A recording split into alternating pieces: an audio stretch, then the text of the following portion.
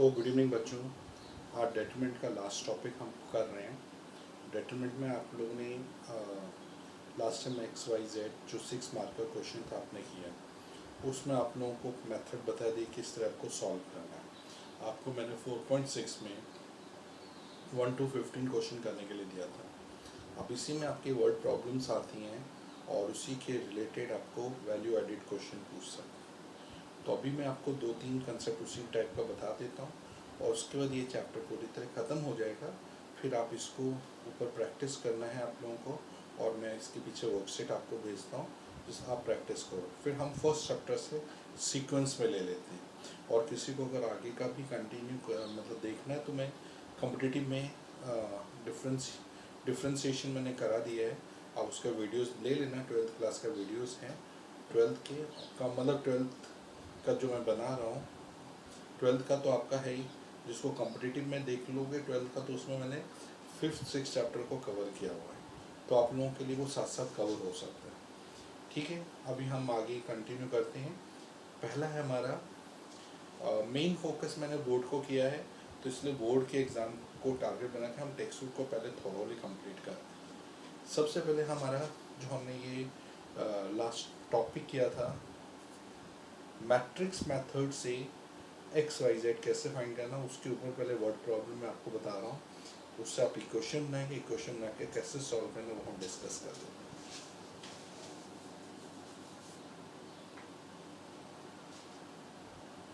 जैसा क्वेश्चन है जो किसी का एग्जांपल दिया हुआ है, sum of the 3 number is 6 and sum of 3 number, आपको 3 नंबर तो पता नहीं है, आपने एज्यूम किया सॉल्यूशन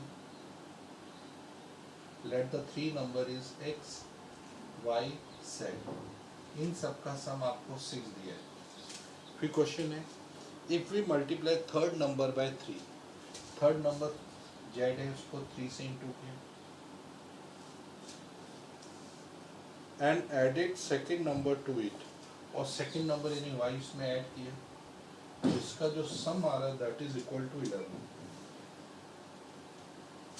फिर कंडीशन दी है first and third number is added to double of the second number, first and third को हमने double of the second number में ऐड किया, एक्स और जेड को फर्स्ट एंड थर्ड नंबर को double of the second number में add किया, तो ये नंबर आपका हो गया,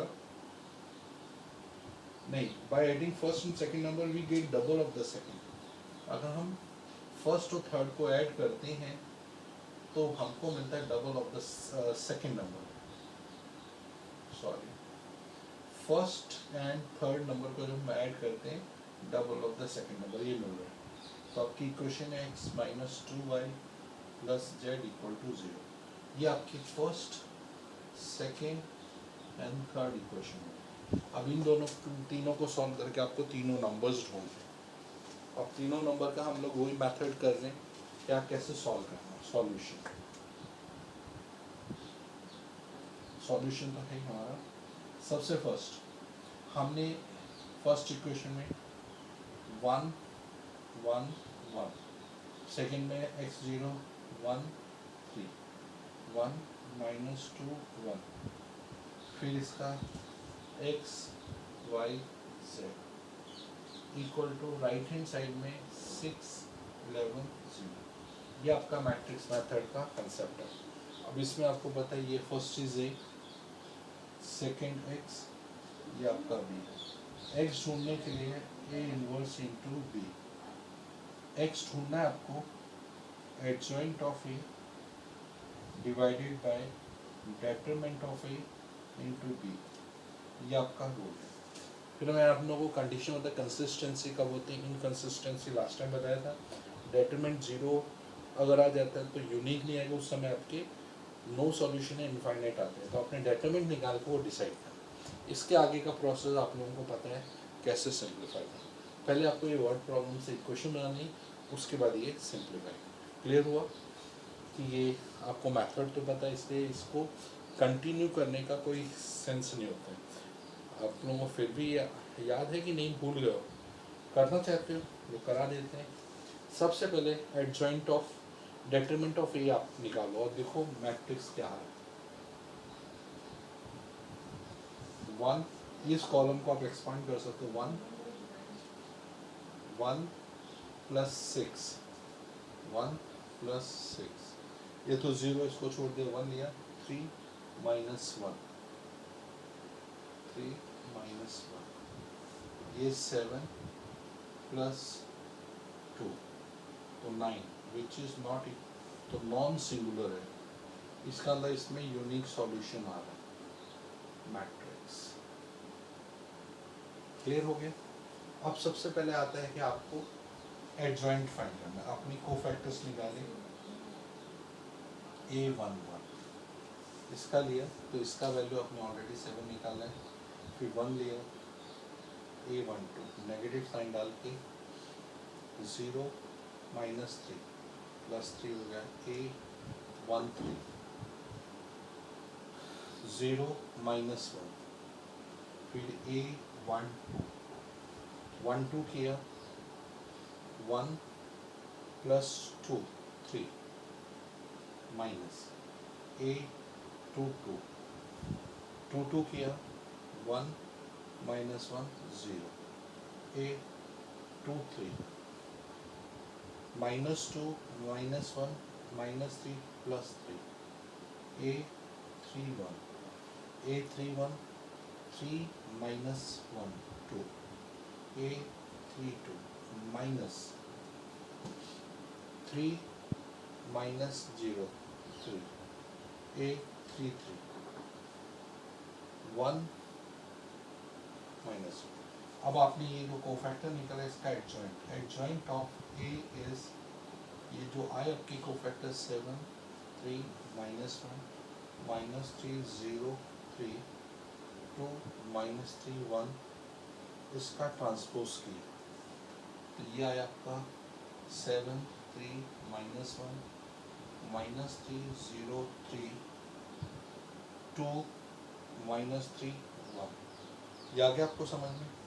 अब इसके बाद आता है x का value, x is equal to, ये आपने जो निकाला माइनस 3 2 3 0 माइनस 3 माइनस 1 3 1, इसको बी मैट्रिक्स से मल्टीप्लाई, बी मैट्रिक्स आपका 6 11 0 डिवाइडेड बाय डेटरमिनेंट जो कि आपने निकाला वो है 9। अब x से हम देखते हैं क्या आंसर आ रहा है मल्टीप्लाई करके। सबसे first 7 6 42 right, minus 33 0, 3 6 18 0 0, minus 6 plus 33 0 divided by 9, ये हुआ 9 18 27 डिवाइडेड बाय 9। तो यहाँ से हम इसको सिंप्लीफाई करें तो x इज इक्वल टू 1 2 3, तो जिससे आप कंपेयर करेंगे तो ये आपका x y z 1 2 3, तो therefore x is 1 y is 2 z is 3, these are the three numbers आपने कैलकुलेट कर। क्लियर हो गया, x is 1 y is 2 z is 3, ये आपका पूरा कैलकुलेशन। चलो अब इसी के ऊपर बेस्ड मैं आपको दूसरे क्वेश्चंस बता देता हूँ।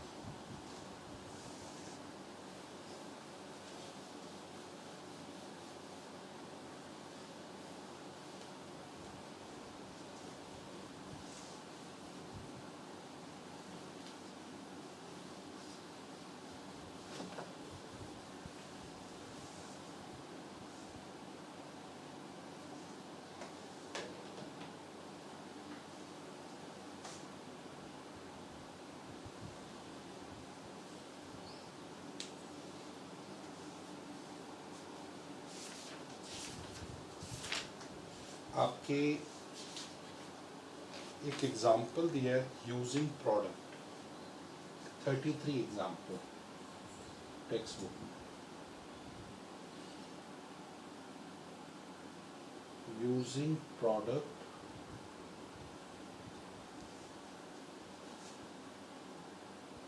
one minus one two, 0 2 minus 3, 3 minus 2 4 into minus 2 0 1 9 2 minus 3 6 1 minus 2. Solve this equation. Solve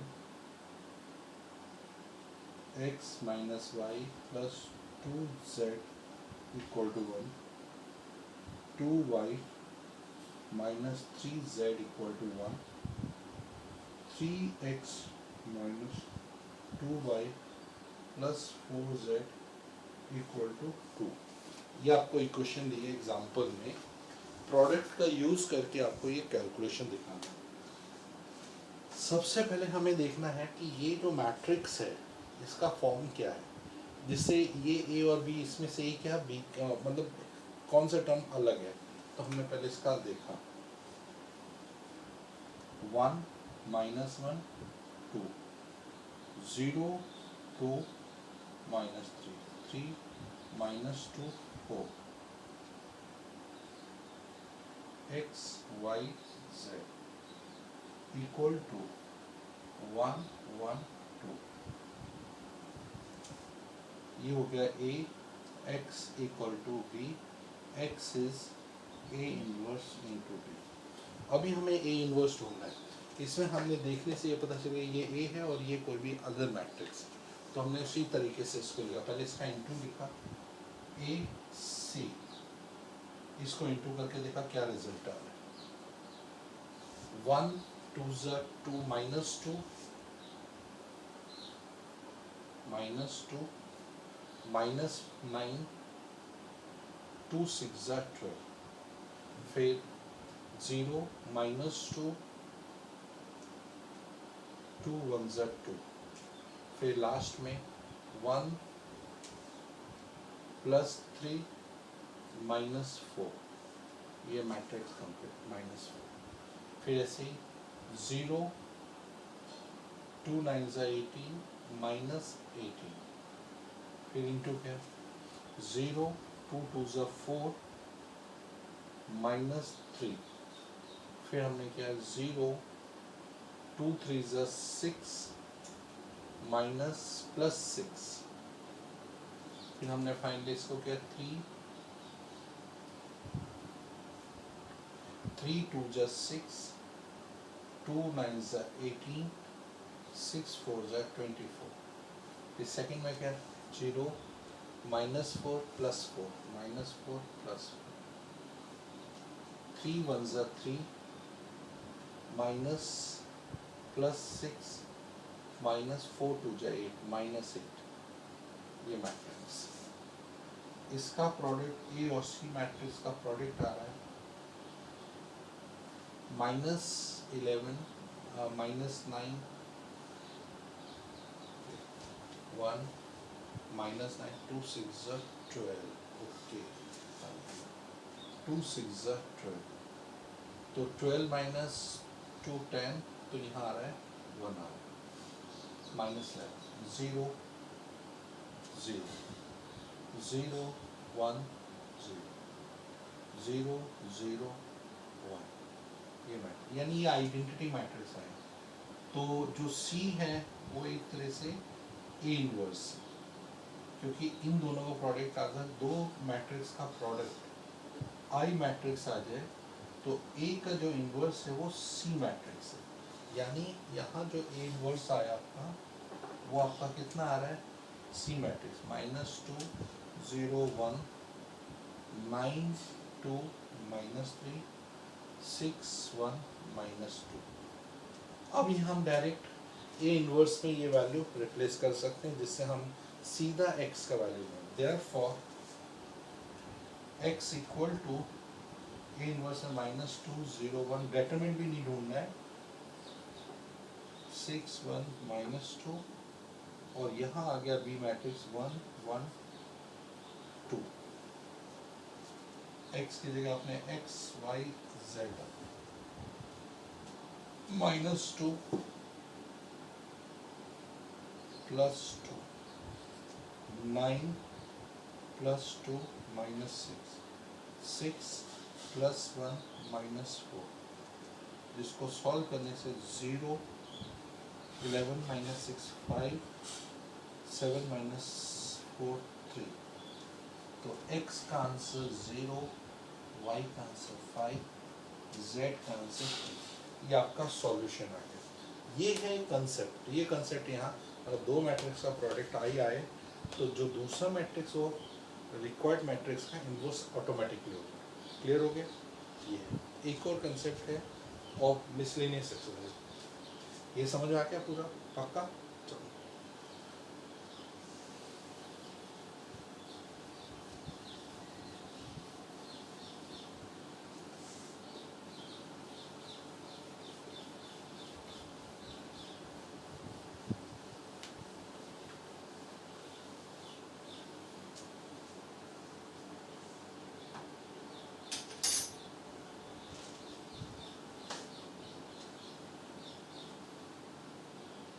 अब ये है आपका ऑप्शनल एक्सरसाइज में ये क्वेश्चन है, लेकिन इसमें मैं आपको सिर्फ कंसेप्ट बता सकूँगा। बाकी मैं जब आर डी शर्मा उसके भी क्वेश्चन समझाऊंगा, लेकिन एक साथ नहीं। जैसे ही आप रिवीजन पूरा कर लो फिर मैं बीच बीच में रिवीजन कराता रहूँगा चैप्टर का, और उसके साथ साथ मैं असाइनमेंट भी देता रहूँगा। जैसे ये क्वेश्चन है 16th क्वेश्चन है optional exercise.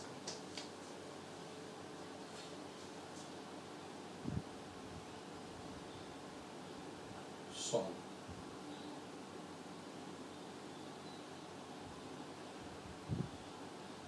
To upon x, 3 upon y, 10 upon z equal to 4। 4 upon x minus 6 upon y plus 5 upon z equal to 1। 6 upon x plus 9 upon y minus 20 upon z equal to 2। ये आपका question है, इसको आपको solve करना है। तो ये आप लोगों ने 10th स्टैंडर्ड में भी आपने ये इस तरह के प्रोसेस किए थे। आपने कभी सॉल्व करते तो आप एज्यूम मान लेते, let 1 upon x be a, 1 upon y be b, 1 upon z be c. तो पहली क्वेश्चन बनी थी 2a 3b 10c इज 4। फिर 4a minus 6b plus 5c is 1। 6a 9b minus 20c is equal to 2। अब इसमें से आपको ABC ढूंढना है, फिर उसके आंसर का रेसिप्रोकल करोगे तो उससे आपको XYZ मिल जाएगा। ये बस इतना ही डिफरेंस है, बाकी कोई नया प्रोसेस नहीं है। अब आप इनके ऊपर प्रैक्टिस करो, और आपने ये जो मिसलेनियस क्वेश्चन किए, मेरे को पता नहीं आप लोग इसके डाउट डिस्कस करो कि अब भी आप लोगों को ये कंसेप्ट समझ आ रहे हैं कि नहीं आ रहे हैं, तो मैं इसके ऊपर आपको क्वेश्चंस बताता हूँ। ठीक है? हाँ, अगर आप लोग चाहो तो इसमें एक 15 क्वेश्चन मेरे को ऐसा लग रहा है कि आप लोगों को समझाने जैसा है। 15 क्वेश्चन समझा देते हैं।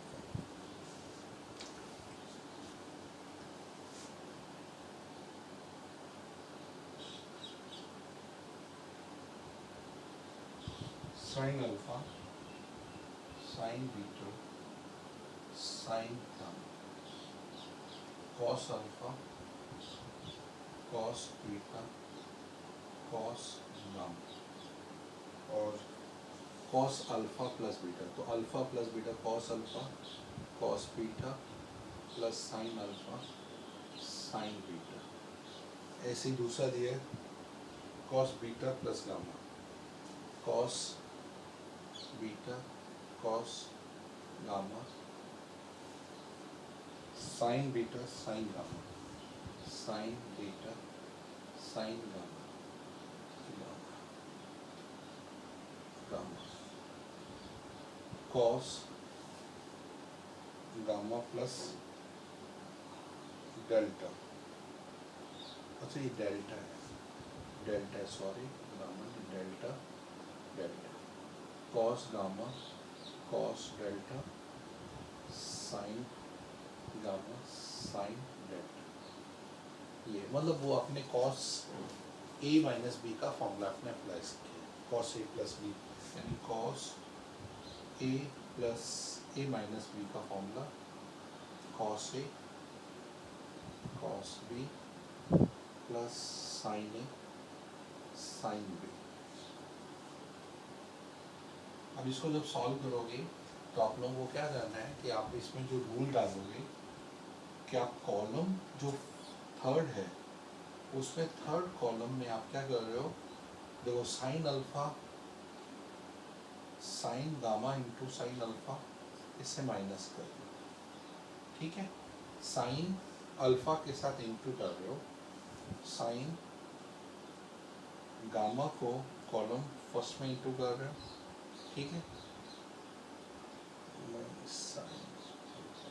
साइन गामा और माइनस कॉस अल्फा के साथ कॉलम 2 को इंटू करके आप इसमें ऐड कर रहे हो और देखो क्या आते हैं, sine alpha sign beta sine gamma, cos alpha cos beta cos gamma.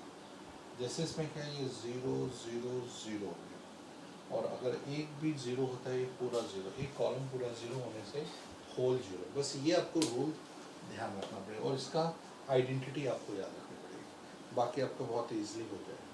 तो आज इतना करते हैं, आप इसकी प्रैक्टिस करो। Now we will start new chapter that is relations and functions, शुरू से हम कंटिन्यू में आ रहे हैं, ठीक है। तो आज इतना रखते हैं, चलो बच्चों बाय, सी यू।